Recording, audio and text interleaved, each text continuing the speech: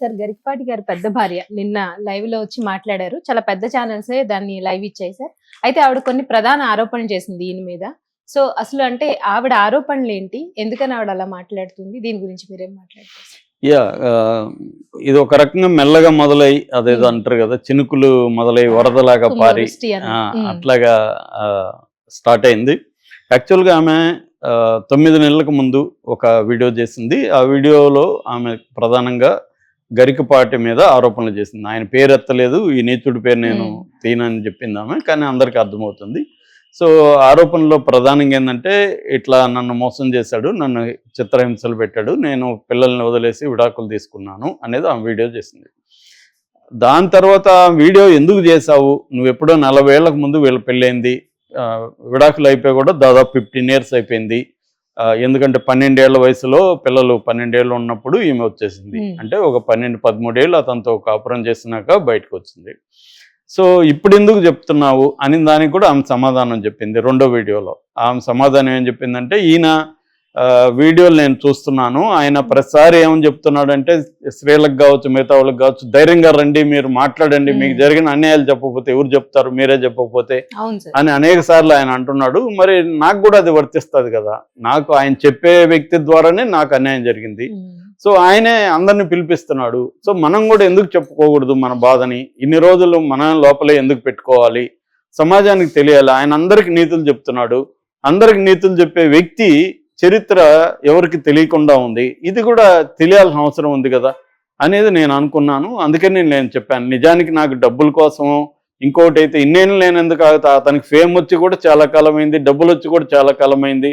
నేను అతని మీద కక్షో డబ్బుల కోసం అయితే ఎప్పుడో చెప్పున్నా దాన్ని. ఇప్పుడు ఎందుకు చెప్తాను? నాకు ఇప్పుడు డబ్బులు వచ్చినా నేనేం చేసుకోలేని వయసులో ఉన్నాను, నాకు కంఫర్టబుల్ లివింగ్ ఉంది. నేను ఆయన నుంచి బయట వచ్చిన తర్వాత, అంతకుముందు నేను 10th క్లాసే, ఆ తర్వాత నేను చదువుకున్నాను అనేది ఆమె చెప్పింది రెండో వీడియోలో కూడా. మూడో వీడియో నిన్న మళ్ళీ రిలీజ్ అయింది. ఎందుకంటే ఆమె ఎప్పుడైతే చెప్పిందో ఒక్కసారిగా ప్రజెంట్ ఏంటంటే, అల్లు అర్జున్ టాపిక్ తర్వాత మీడియాకి కూడా టాపిక్ లేదు, ఖాళీగా ఉన్నాం మనం అందరం.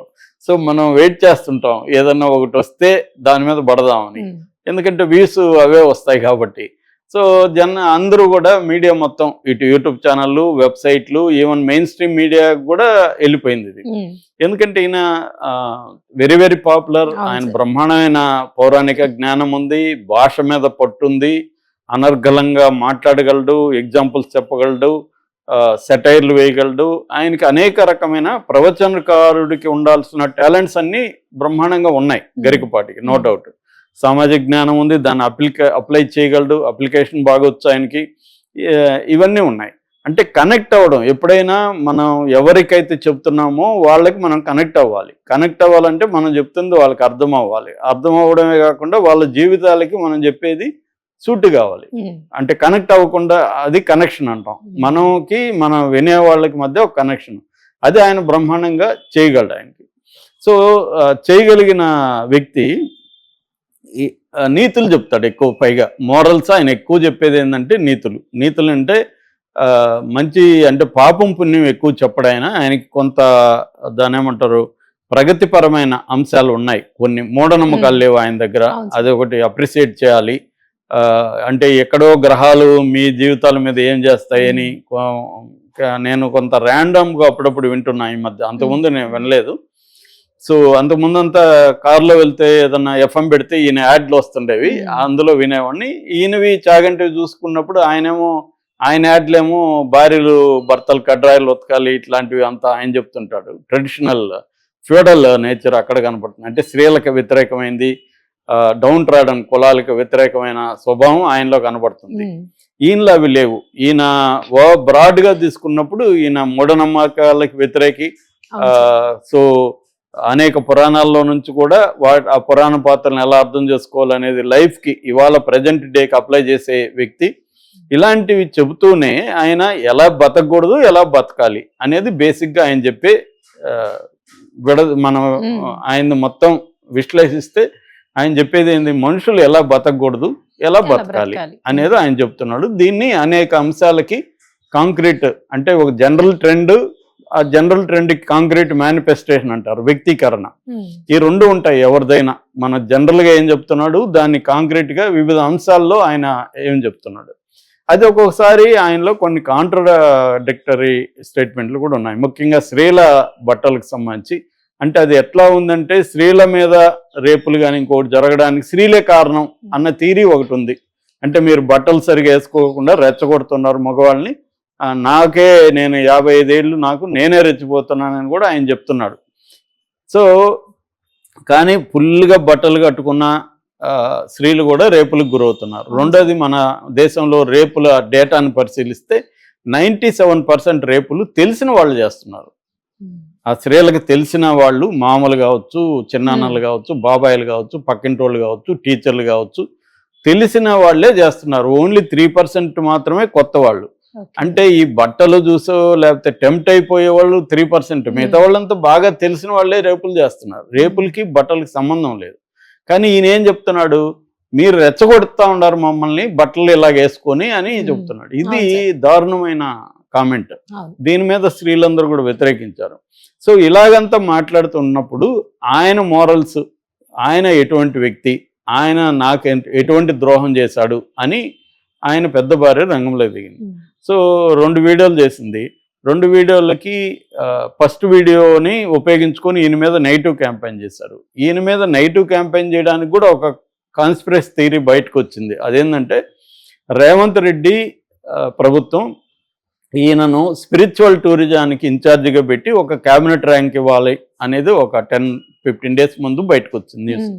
దాంతో ఈయన అంటే ఇష్టం లేని తెలంగాణలోని ఒక వర్గం రేవంత్ రెడ్డి ప్రభుత్వాన్ని వ్యతిరేకించవచ్చు, లేదా ఈయన్ని వ్యతిరేకించేవాళ్ళు. ఎందుకంటే ఆయన విద్వత్ మీదో ఇంకో దాని మీద వాళ్ళకేమీ అపనమ్మకం లేదు. కానీ ఒక ఆంధ్ర వాడిని తీసుకొచ్చి తెలంగాణలో స్పిరిచువల్ టూరిజానికి ఆంధ్ర వ్యక్తిని ఎందుకు పెట్టాలి? గతంలో కేసీఆర్ కూడా ఇట్లాంటి పిచ్చి పనులే చేశాడు.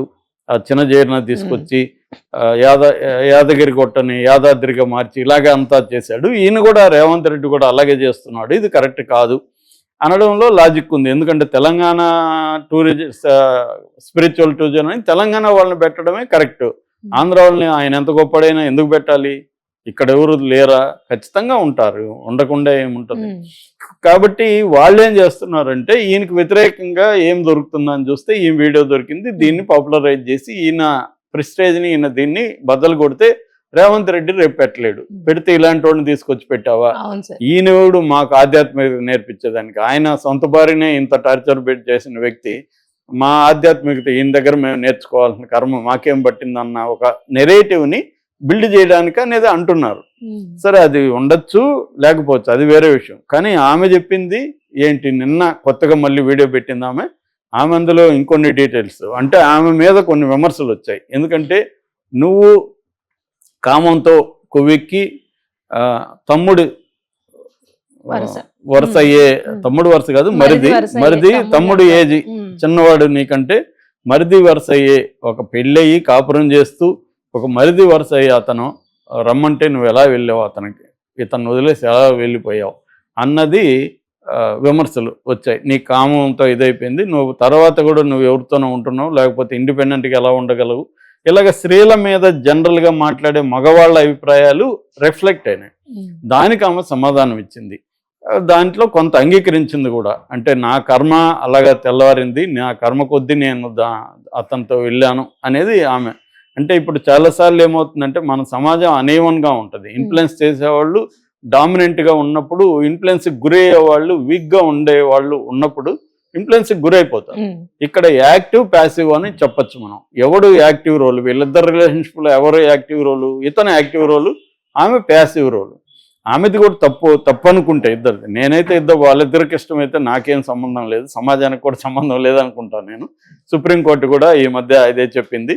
ఇద్దరు కాన్సెంటింగ్ అడల్ట్స్ మధ్య అఫైర్ అనేది తప్పు కాదని సుప్రీంకోర్టు కూడా చెప్పింది. అట్లాగే ఈమె కాన్సెంట్ ఇచ్చింది, అతను కాన్సెంట్ తీసుకొని వీళ్ళిద్దరూ పోవడం వల్ల మోరల్గా మనం జడ్జి చేయడం కరెక్ట్ కాదు. కానీ ఆమె మీద వచ్చాయి కాబట్టి ఆమె సమాధానం చెప్పుకుంది. ఇతను నన్ను, మా హస్బెండ్ని వరంగల్ జిల్లాలో తీసుకెళ్ళి నేతాజీ స్కూల్ అని ఒకటి పెట్టాడు ఇతను, దాంట్లో మా ఇద్దరికి టీచింగ్ పోస్టులు ఇచ్చాడు. టీచింగ్ మేము ఇద్దరం అక్కడ టీచ్ చేస్తున్నాం. దాని తర్వాత అతనికి ఏదో వైజాగ్లో పని పడితే మా హస్బెండ్కి వెళ్తూ ఉంటే నేను అతను పట్టుకొని ఏడ్చాను, నన్ను కూడా తీసుకెళ్ళు అని.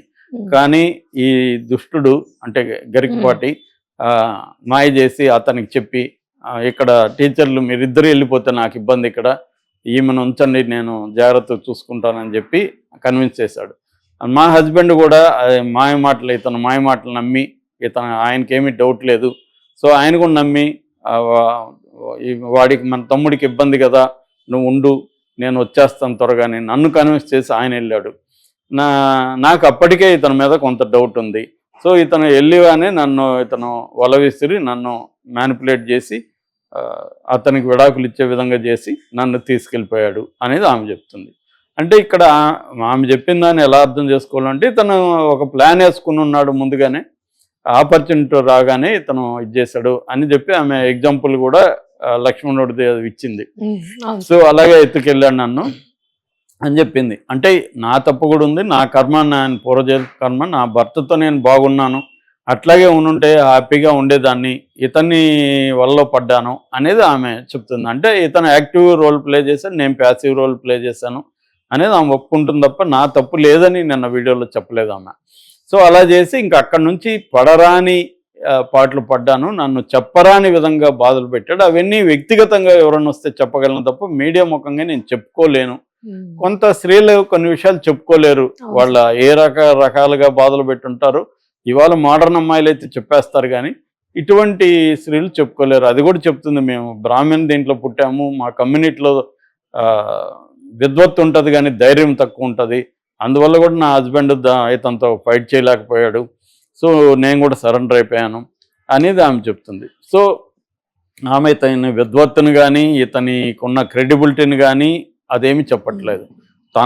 తనకేం అన్యాయం చేశాడు మాత్రం చెప్తుంది. అతను విమెన్ సైకో అని కూడా చెప్తుంది. స్త్రీలను అతను చాలా తక్కువగా చూస్తాడు, అందుకనే అతని భాషలో కూడా స్త్రీల బట్టలు ఇవన్నీ ఎందుకు వస్తాయంటే అతని క్యారెక్టరే ఉమెన్ సైకో అని ఆమె పేరు పెట్టింది. అంటే స్త్రీల పట్ల ఇట్లాంటిది ఉందని. కాకపోతే అతను మారి ఉండొచ్చు గతం కంటే, ఎందుకంటే రెండో భార్య ఏమి ఇట్లాంటి కంప్లైంట్లు ఇవ్వట్లేదు కదా, ఆమెతో బాగున్నట్టే కదా మనకి అర్థమవుతుంది శారద గారితో. కాబట్టి ఆయన ఇప్పుడు ఏంటంటే వ్యక్తులు మారుతారు, ఒక్కొక్కసారి ఈమె వల్ల ఆయనకి ఏ రకమైన సమస్యలు వచ్చాయో మనకు తెలియదు, ఆయన చెప్తే కానీ తెలియదు. ఈమె వన్ వెర్షన్ చెప్తుంది. ఎప్పుడైనా కూడా మనం ఫ్యాక్ట్ ఫైండింగ్ అంటే అర్థం దాంట్లో ఇన్వాల్వ్ అయిన స్టేక్ పార్టీస్ అంటారు, అంటే ఆ స్టేక్ హోల్డర్స్ అంటారు. ఆ స్టేక్ హోల్డర్స్ అందరి అభిప్రాయాలు తెలుసుకుంటేనే మనం ఒక నిర్ణయానికి రాగలం. మనం ఆమెది వినేసి జడ్జిమెంట్ మనం ఇవ్వలేం, తీర్పులు ఇవ్వలేం.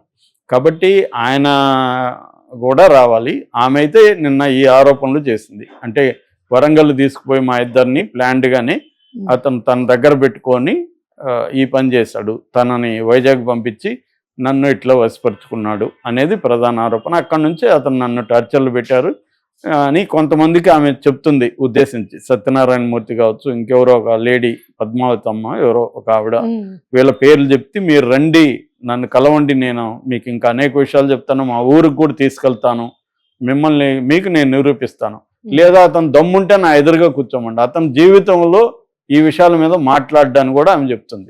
ఎందుకంటే అతనికి అంత ధైర్యం లేదు, ధైర్యం ఉంటే నా దగ్గర కూర్చోమనండి అని. మరి ఈ ఛాలెంజ్కి ఆయన స్వీకరించాలి. వాళ్ళిద్దరు కూర్చుంటే తెలుస్తుంది కదా ఆమె చెప్పిన దాన్ని ఈయన తప్పు అంటాడా లేదు. తెలిస్తే దాన్ని బట్టి ఇప్పుడు ఏదేమైనా ఆయనకి డ్యామేజ్ జరిగింది. ఇంతకు ముందులాగా ఆయన ప్రవచనాలు చెప్పే ఒక అథారిటేరియన్ టోన్లో చెప్తాడు కదా, అది ఇప్పుడు చెప్పడం కష్టం అయిపోతుంది. చెప్తే కింద కామెంట్లు ఉంటాయి, నీ భార్యకి నువ్వు చేయలేదు, నువ్వేంద్ర మాకు నీతులు చెప్పేదన్న కామెంట్లు ఉంటాయి. కాబట్టి ఆయనకు కూడా మంచిది ఏంటంటే ఇది ఎప్పుడో జరిగిందా అదంతా ఇప్పుడు చర్చించి వేస్ట్. ఎప్పుడైనా జరిగిందా లేదా, జరిగితే నీ ఇదేంటి అనేది మాట్లాడడం అనేది అవసరం. అవును sir, right sir, thank you sir.